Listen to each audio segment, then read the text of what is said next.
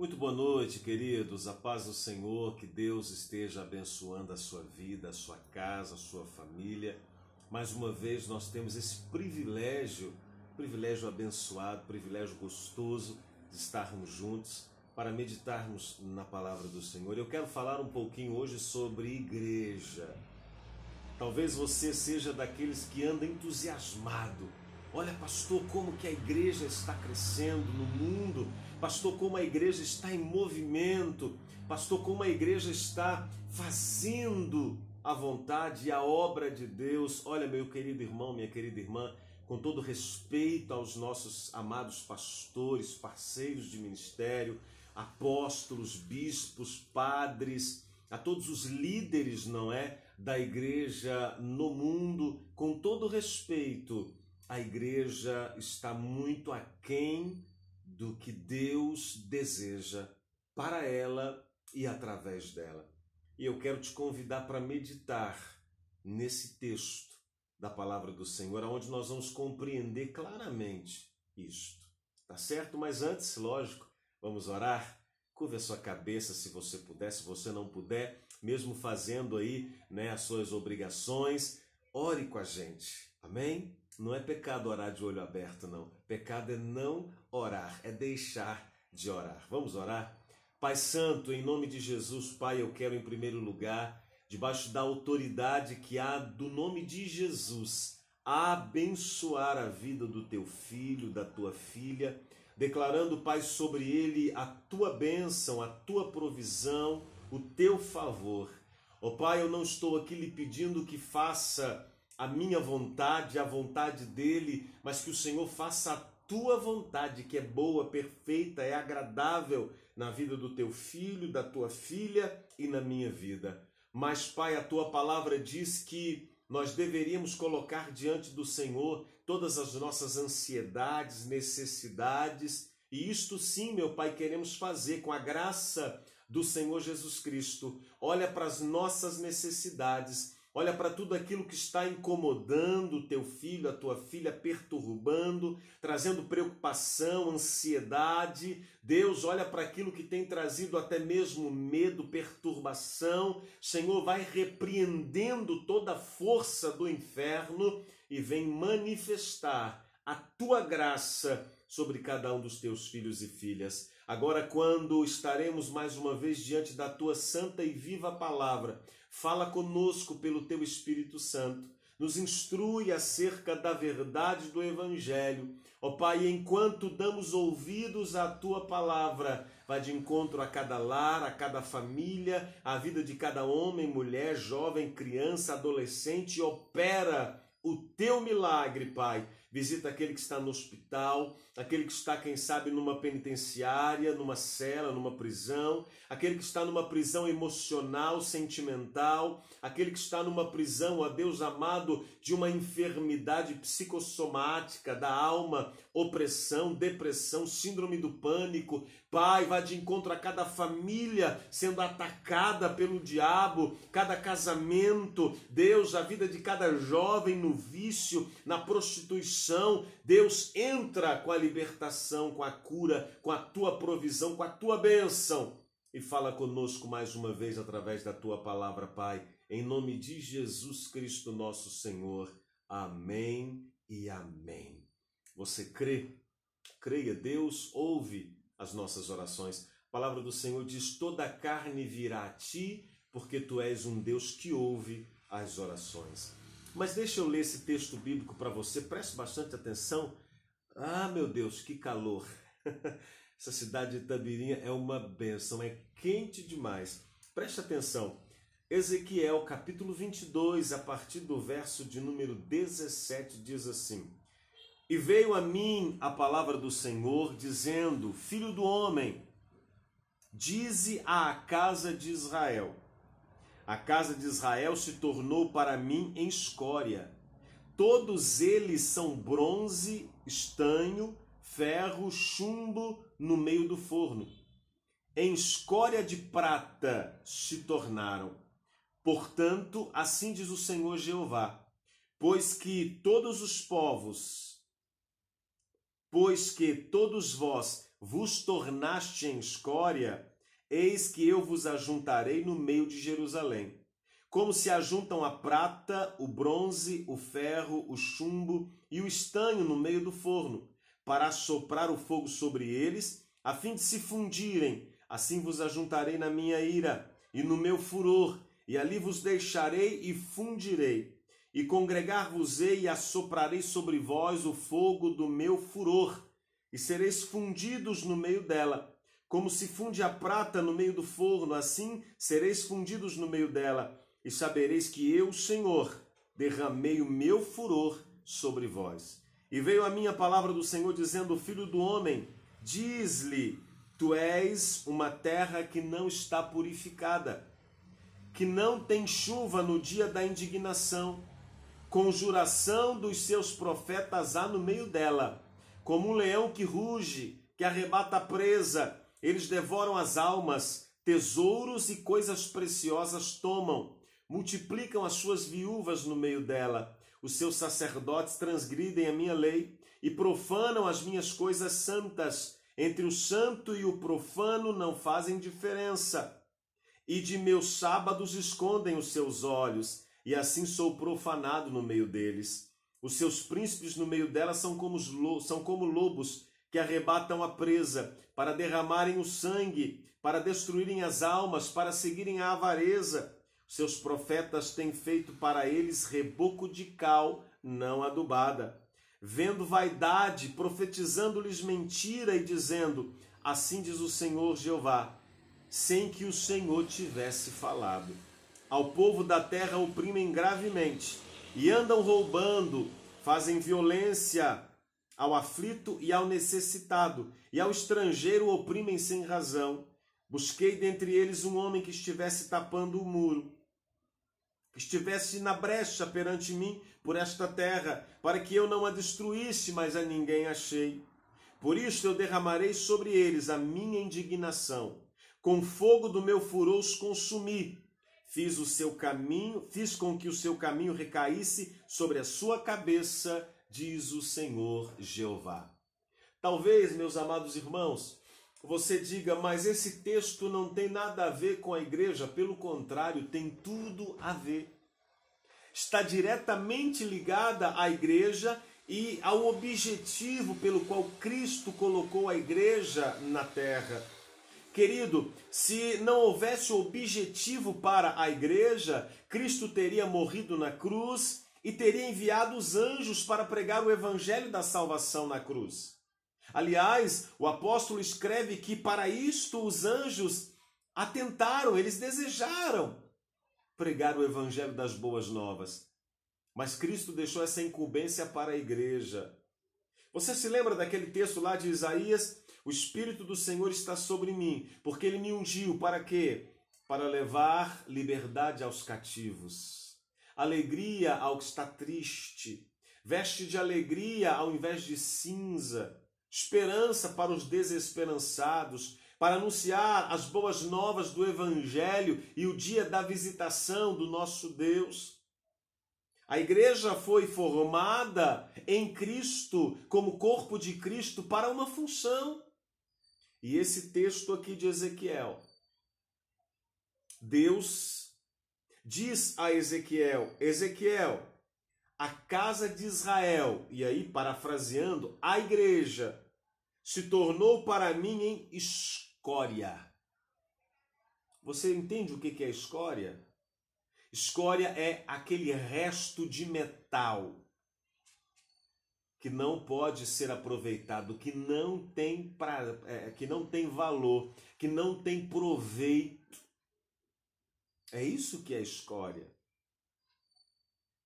Aquilo que sobra, aquilo que resta. Você já ouviu o termo fulano de tal é a escória da humanidade? Os contrabandistas os viciados em drogas, os traficantes, são a escória da sociedade, ou seja, são a pior parte, é aquilo que não presta. Deus está dizendo, a minha igreja se tornou na parte que não presta. Queridos, essa palavra é muito dura, mas é a verdade. A gente acha que os piores, que a escória está nos bares, está nos centros de prostituição, estão nas esquinas. Mas, infelizmente, a escória está dentro da igreja, está no altar da igreja. Pastor, o senhor está pecando contra Deus. Não, querido, não estou pecando, porque eu estou falando de mim mesmo como pastor. Eu me coloco em primeiro lugar. Esta palavra, antes de você ouvi-la, antes de ir para você, ela veio para mim. Então eu tenho que olhar para esse texto e de repente olhar se eu não me encontro aqui dentro, enquadrado nesta verdade. Mas esta palavra é para a igreja. A igreja tem se tornado escória. E o texto vai apontar algumas coisas que fazem com que nós, que deveríamos ser o melhor da terra, o sal da terra, a luz do mundo, deixamos de ser sal da terra, a luz do mundo e nos tornamos escória. O texto diz, vós vos tornaste em escória, eu vos ajuntarei, como a prata, como o bronze, como o ferro, como o chumbo, como o estanho no meio do forno. Você olha que é só metal de segunda categoria.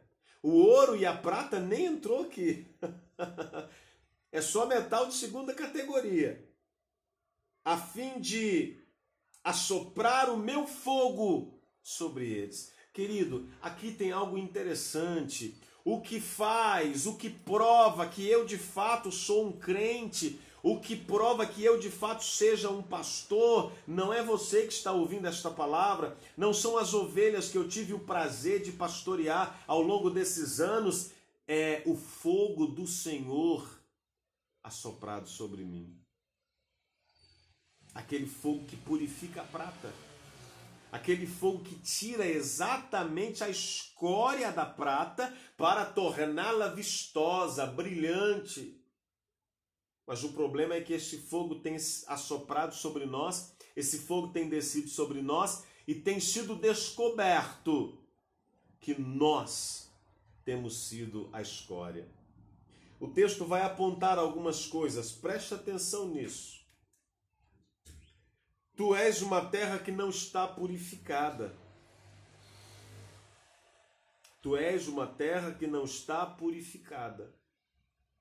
Você olha para um pastor, o pastor Adriano, e você entende, você quer acreditar que o pastor Adriano já é um homem que foi lavado pelo sangue de Cristo, que tem algum conhecimento da verdade e que busca viver essa verdade. Mas o texto está dizendo que nós temos sido uma terra não purificada. Muitos de nós temos carregado títulos, temos assumido posições, mas não estamos vivendo o verdadeiro evangelho, não nos convertemos de verdade ainda. O texto diz, conjuração dos seus profetas há no meio dela. Conjuração, uma concordância, um acordo, uma forma de encobrir. Não, eu estou errado, mas você também está errado nisso. Não, você está errado naquilo. Não, mas você está errado naquilo outro. Então vamos fazer o seguinte, cada um faz vista grossa para o erro do outro e assim todos nós vamos ficar bem, não vamos ficar contra ninguém. Ô meu amado irmão, se você acha que esta palavra é porque eu esteja contra algum pastor, de fato, nem de jeito nenhum. Até porque cada um dará conta de si mesmo a Deus. Então, com a licença da força da expressão, não quero nem saber o que o pastor A está fazendo, o que o pastor B está fazendo. Eu tenho que me preocupar com o que eu estou fazendo. E o que eu estou fazendo aqui agora é trazendo a palavra que Deus colocou no meu coração para você do jeito que Ele colocou. Há uma conjuração, há um acordo dos profetas, dos pastores, dos líderes no meio dela. Como um leão que ruge e arrebata a presa. Já viu leão caçando presa? Já viu? um grupo de leões, um grupo de leoas caçando presa, um grupo de tigres, animais que caçam. Geralmente eles caçam em bando e há um acordo. Um cerca daqui, outro cerca dali, uma bocanha daqui, outra bocanha dali, todo mundo pega uma fatiazinha e pronto, acabou. O texto está dizendo que assim os pastores dos nossos dias têm agido. Assim os líderes cristãos, porque não é só pastores não, tá? É líder de ministério de louvor, é líder de ministério disso, ministério daquilo, todos têm pegado uma fatiazinha. Os seus sacerdotes transgridem a minha lei. A maioria de nós pastores estamos transgredindo a lei, estamos fazendo aquilo que não é a vontade de Deus, profanando as minhas coisas santas. Entre o santo e o profano não fazem diferença. Querido, tem culto que você vai ao culto e você não sabe o que é de Deus, o que não é, o que é do Espírito Santo, o que não é, até onde aquele culto está sendo para Deus ou não está. Os crentes estão indo para a igreja e agindo dentro do culto como se estivesse na porta de um boteco, batendo papo, como se estivesse numa pracinha, apenas refrescando a cabeça. Uma conversação, um fuzuê, uma mexeção no celular tocando durante o culto. Não fazem separação entre o santo e o profano. Não fazem diferença, nem discernem entre o puro e o impuro. E aí começam, olha, o altar é santo, mas lá dentro na nave da igreja pode fazer o que quiser, pode agir do jeito que quiser agir, desde que não suba no altar, desde que não esteja no altar. Querido, aquela partezinha que a gente chama de altar da igreja é tão santo quanto a parte de baixo, quanto a nave da igreja. A nave da igreja é tão santa quanto aquele pedacinho que a gente chama de altar, até porque o altar de verdade sou eu e é você. Então a santidade tem que estar aqui nesse altar. É esse altar que santifica aquele outro lá, quando esse altar leva para aquele outro a presença de Deus. Se lembre lá do texto bíblico, porque Deus não habita em templos humanos, construído por mãos humanas. Mas Deus habita num templo construído pelas mãos dele mesmo. Então os pastores não fazem mais separação. Os nossos cultos são uma verdadeira bagunça, sem reverência. Ah, pastor, aqui na minha igreja tem liturgia. O dia que liturgia marcar santidade no culto, reverência no culto, operação do Espírito Santo no culto, ô meu querido irmão, então nós vamos ficar viciados em liturgia. Liturgia não segura nada, não define nada. Aliás, a maioria das liturgias dos nossos cultos são criadas para nós e não para Deus. É para que o culto comece 7h30, termine 9h em ponto. Por isso que se criou a liturgia. O bom senso. Meu amado irmão, minha amada irmã, assim, a igreja desse tempo, os pastores deste tempo, os líderes da igreja deste tempo têm agido. Diz mais o texto: nem discernem entre o impuro e o puro, e de meus sábados escondem os seus olhos. E aí, antes que você venha me dizer, tá vendo? Eu não falei, pastor, que nós temos que guardar o sábado. Nada disso.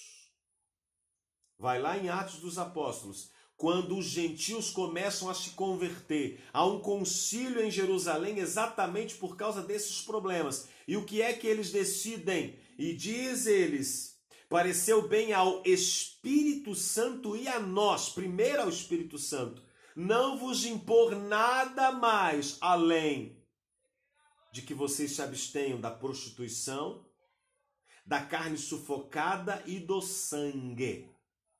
Nada mais. Nada mais. Guardar o sábado? Não.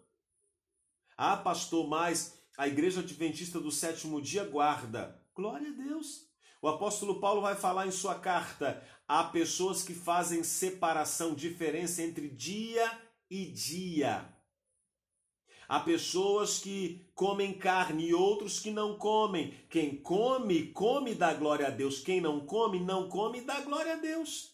Quem está errado? Quem come ou quem não come? Nenhum dos dois. A questão é a motivação. Pastor, eu decidi no meu coração que sábado eu não trabalho, eu vou dedicar o meu sábado ao Senhor Jesus Cristo. Glória a Deus por isso. Você decidiu entre você e Deus, Deus vai aceitar, não é pecado não. Agora não me saia pregando que a Bíblia obriga a guardar o sábado, porque não obriga. Até porque se você for guardar o sábado dizendo que a Bíblia obriga, querida, ela te obriga a fazer um monte de outras coisas que quem guarda o sábado não está fazendo. Então, pastor, o que significa que de meus sábados escondem os seus olhos? Guardar o sábado significa deixar de fazer a sua vontade para fazer a vontade de Deus. E eu te pergunto, até aqueles que guardam aí o sábado, né, de maneira clara, né, de maneira, meu Deus do céu, como é que eu diria, textual, que não trabalham no sábado, a grande maioria deles não fazem a vontade de Deus, fazem a sua. Não estou querendo dizer aqui que o domingo é dia do Senhor, não, tá? Nada disso foi instituído. O sábado foi instituído para os judeus. O domingo não foi instituído para os cristãos. A gente é que gosta de criar essas coisinhas. Lembra do que eu falei na outra ministração sobre adoração? A gente que gosta de criar esses trenzinhos. Mas a adoração, ela é 24 horas por dia, é o seu dia a dia. Da mesma forma, quando Deus diz aqui, de meus sábados escondem os seus olhos e eu sou profanado no meio deles, eles deixam de fazer a minha vontade para fazer a vontade deles. E não é isso que os pastores estão fazendo, não é isso que os líderes estão fazendo, não é isso que os cristãos estão fazendo, que os padres estão fazendo. É exatamente isso. Os seus príncipes no meio dela são como lobos que arrebatam a presa para derramarem sangue, para destruírem as almas, para seguirem a avareza. Os seus profetas têm feito para eles reboco de cal não adubado. Reboco de cal. Cal é aquela tinta branca, né? Você passa assim na parede para maquiar a parte feia da parede. Deus está falando aqui que os profetas, os pastores, os pregadores, os líderes, os crentes, os cristãos têm pintado uma máscara de santidade, de preocupação com o próximo, de interesse com a obra de Deus, de amor pelas almas, mas apenas de fachada. É isso que quer dizer, seus profetas têm feito para eles reboco de cal não adubado, apenas uma fachada. Vendo vaidade, predizendo-lhes mentira, dizendo assim diz o Senhor Jeová, sem que o Senhor tivesse falado. Ali está um santo homem de Deus, um grande homem de Deus, um homem que revela o profundo e escondido, um homem que fala, que ora pelo dom da revelação. Oh, querido, muito cuidado com isso.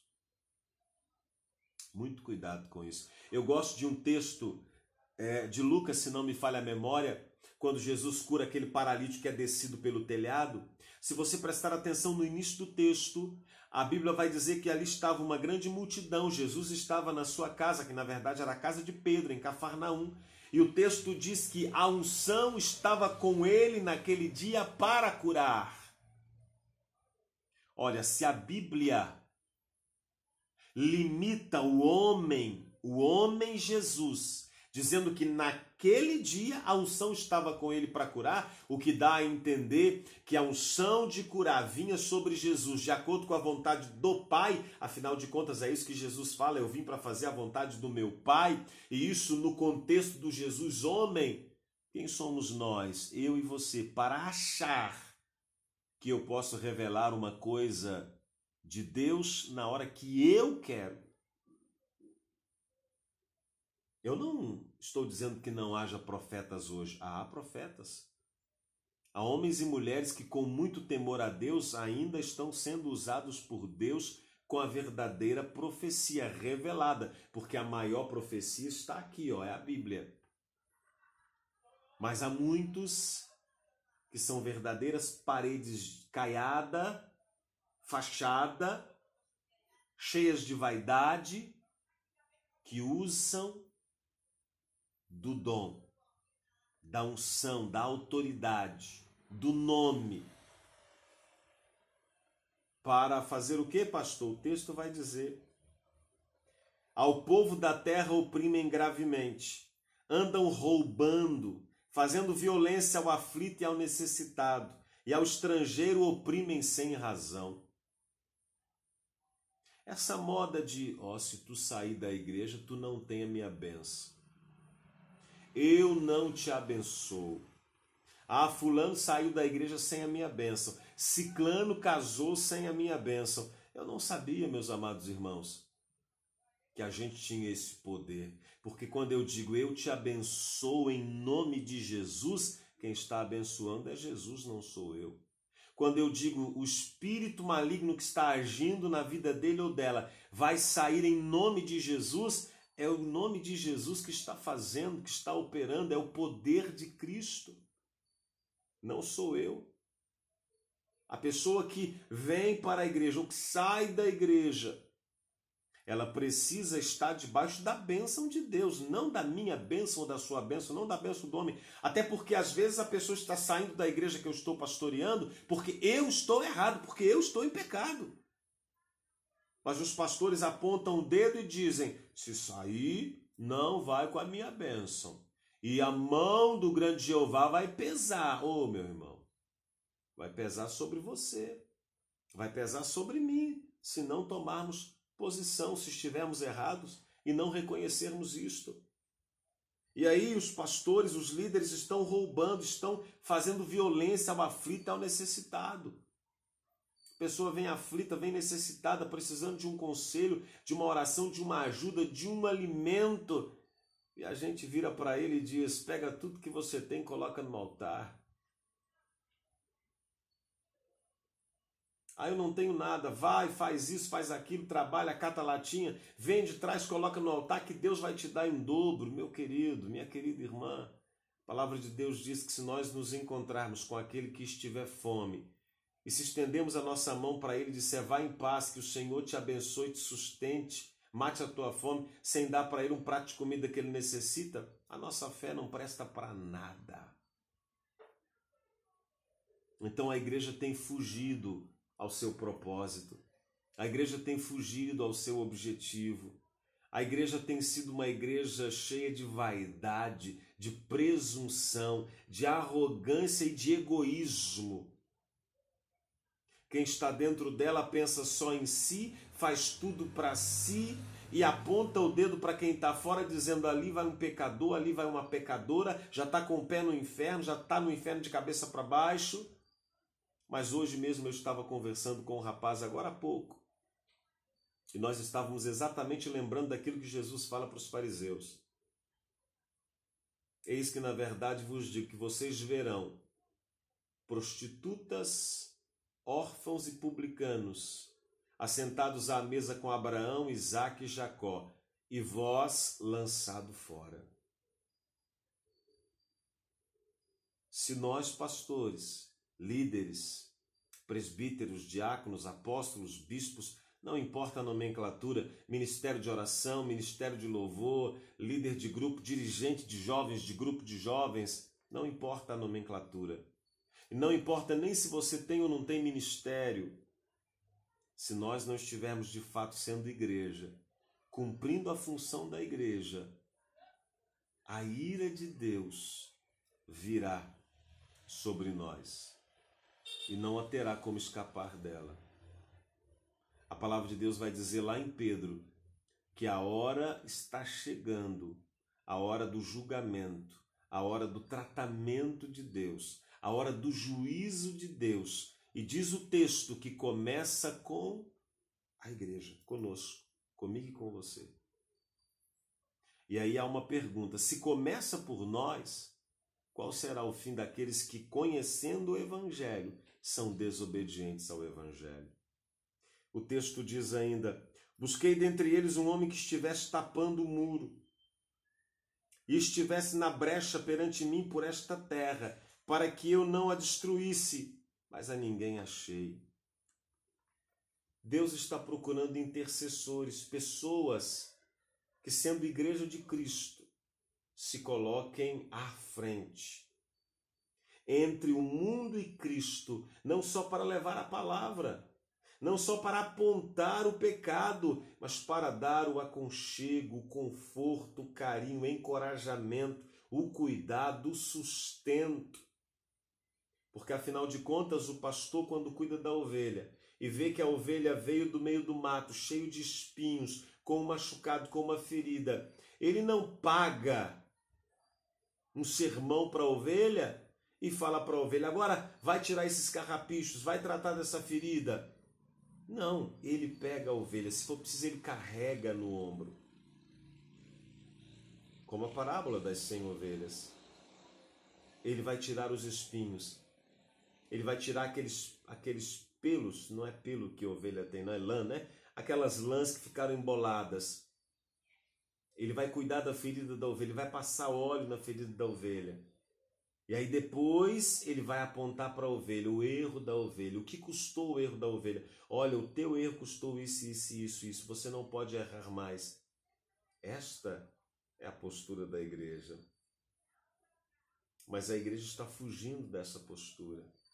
A igreja está vivendo ela mesma no erro, no pecado, na falha, na impureza, apontando o dedo para quem está fora, sem levar em conta que chegará um dia em que Deus irá tratar com a igreja. E cada um de nós dará conta de si mesmo a Deus. Lembra do texto bíblico? Pastores ou bispos, pastoreai o rebanho de Deus que há entre vós. Não por interesse, mas por voluntariedade, com amor e não por torpe ganância, sabendo vós que vamos prestar conta delas diante de Deus.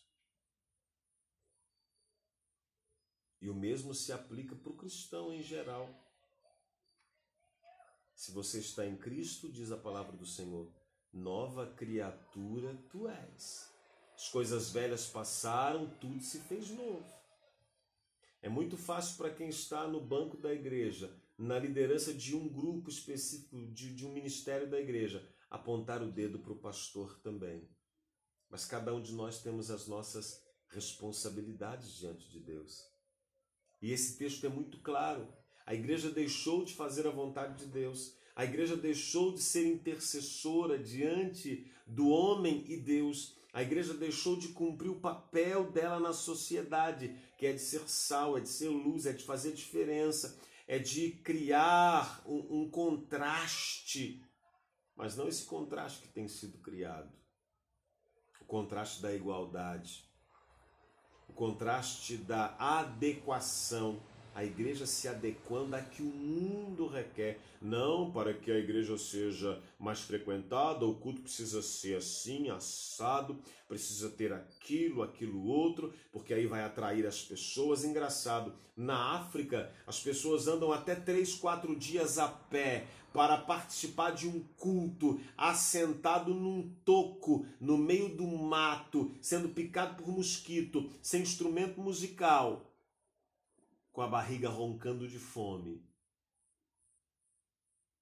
E aqui onde nós temos igrejas com ar-condicionado, bancos de madeira ou poltronas aconchegantes, e muitas vezes aonde você tem que só atravessar a rua para entrar no templo, ou você pode entrar no seu carro com ar-condicionado confortável e dirigir a poucos minutos da igreja onde você congrega, nós temos fugido à responsabilidade do verdadeiro evangelho.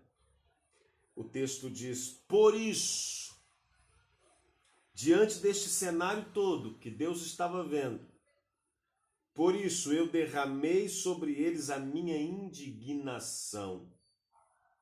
E aí você pergunta, pastor, você quer dizer que Deus está indignado com a igreja? Sim, está. Muito indignado. Sabe aquela pessoa que comeu no seu prato, como você costuma dizer, que você ajudou tanto, que você abriu mão até de coisas que eram suas para você, para poder ajudar essa pessoa, e essa pessoa de repente virou as costas, essa pessoa disse que ia fazer isso, ia fazer aquilo, que nunca ia deixar você na mão, que sempre que você pudesse, sempre que você quisesse e precisasse, podia contar com ela. De repente essa pessoa fez tudo ao contrário do que ela disse. Assim é a igreja com Cristo. Assim é a igreja com Cristo. Quando você se entregou para Cristo, se é que você se entregou, você disse: a partir de hoje eu estou aqui para te servir, eu sou teu, tudo que eu tenho é teu, faz a tua vontade, é maravilhoso te servir, mas hoje você está buscando a sua vontade, você está vivendo para você mesmo, e não é tão maravilhoso servir a Cristo assim não, porque servir a Ele traz situações difíceis, terríveis, complicadas, penosas, dolorosas. Então, Deus está indignado com a igreja dos nossos dias. Deus ainda diz: com fogo do meu furor os consumi, fiz que o seu caminho recaísse sobre a sua cabeça, diz o Senhor Jeová. Você não vai prestar conta do que Deus não te pediu para fazer. Você não vai ter que dar conta daquilo que Deus não determinou para você fazer. Não, mas aquilo que Deus determinou para você fazer, tu vai ter que prestar conta tintim por tintim. É isso que significa: fiz com que o seu caminho recaísse sobre a sua cabeça. O caminho que era para você trilhar. O apóstolo Paulo fala muito sobre isso. A carreira que lhe era proposta, você não cumpriu, você não percorreu, você viveu o seu próprio caminho, você viveu a sua própria vontade. Tudo isso recairá sobre a tua cabeça. Queridos, eu espero que você tenha compreendido o cerne desta palavra, o centro desta palavra. É que eu e você precisamos aprender que a igreja, ela existe para um propósito. Salvação não é você foi salvo, pronto, acabou, não. É vinde após mim e depois ide por todo mundo. Primeiro você é convidado a vir, e aí Cristo vai te aliviar, vai te tratar, vai trabalhar em você, vai te limpar, vai te abrir o entendimento, a visão, a compreensão, vai encher o teu coração do Espírito Santo, de autoridade e unção, para depois você ir libertar cativos, curar enfermos, pregar a palavra de Cristo com transparência, com seriedade, com verdade, com temor, cuidar de almas, zelar de vidas. Mas se você não quer fazer isto, então você não é igreja, então você não se converteu, então você de fato não pode servir a Cristo. Estamos num tempo em que precisamos parar e pensar e considerar que muitos de nós estamos muito aquém do que Deus tem e deseja para nós. Que o Espírito Santo de Deus te dê entendimento, que você possa acatar esta palavra com toda humildade e com o entendimento de que eu não estou aqui apontando o dedo para ninguém, condenando ninguém, julgando ninguém, até porque o primeiro a estar frente a frente com esta verdade da palavra fui eu e sou eu. Mas isto é um alerta que o Espírito Santo está dando para mim e para você. Não importa se ontem eu vivi a vontade de Deus, não importa se há um ano atrás eu estava fazendo exatamente a vontade de Deus, não importa se quando o óleo desceu sobre a minha cabeça e eu fui ungido ao ministério pastoral, eu estava vivendo plenamente a vontade de Deus. O que importa é, se Cristo voltar agora, como é que eu estou vivendo diante de Deus? E como está o meu chamado diante de Deus? Mais vale um ladrão, no último minuto de vida, reconhecer a sua miséria e clamar a Cristo dizendo: Jesus, filho de Davi, lembra-te de mim quando entrares no teu reino, e ouvir de Jesus, hoje mesmo estará comigo no paraíso, do que 3 anos e meio andando com Jesus. acabar vendendo-o por 30 moedas de prata e se enforcando de remorso, sendo lançado no inferno e no lago de fogo e enxofre. Ou como Pedro, andando 3 anos e meio, e no momento mais decisivo, negar a Jesus. Ele, Pedro, teve chance de reconhecer o seu erro, de se arrepender e de ser tratado. Mas e eu e você, teremos? Pense nisso. Que Deus te abençoe e fiquem todos na paz do Senhor. Um grande abraço.